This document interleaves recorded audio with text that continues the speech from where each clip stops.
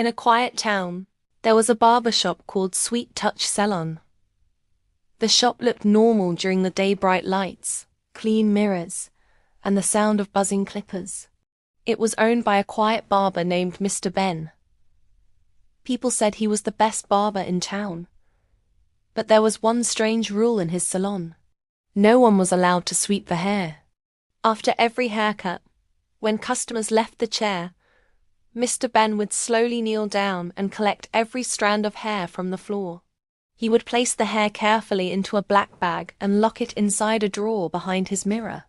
His workers thought it was strange, but no one dared question him. Soon, something disturbing began happening in the town.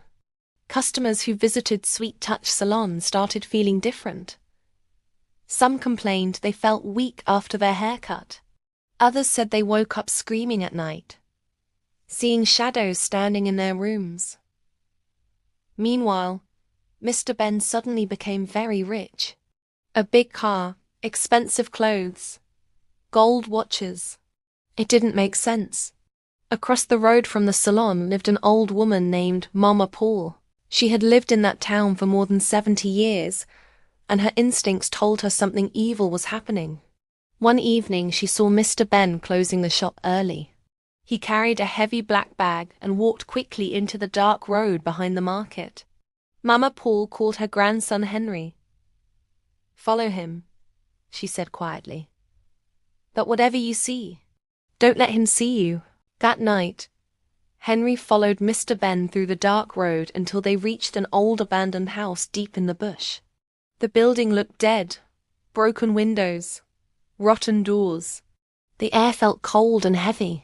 Henry slowly moved toward the window and looked inside. What he saw made his blood run cold. The room was filled with hundreds of candles. The walls were covered with strange black symbols. On a long wooden table were piles and piles of human hair. Hair everywhere. Mr. Ben slowly pulled the new hair onto the table and began whispering strange words in a deep voice. Suddenly the candles flickered violently. Then the hair began to move. At first slowly, then faster. The strands twisted together like snakes. They crawled across the table and began forming dark shapes that looked almost human. Henry's heart pounded so loudly he thought it would burst. Then something even worse happened. One of the hair shadows slowly turned its head and pointed directly toward the window, toward Henry. Mr. Ben suddenly stopped speaking.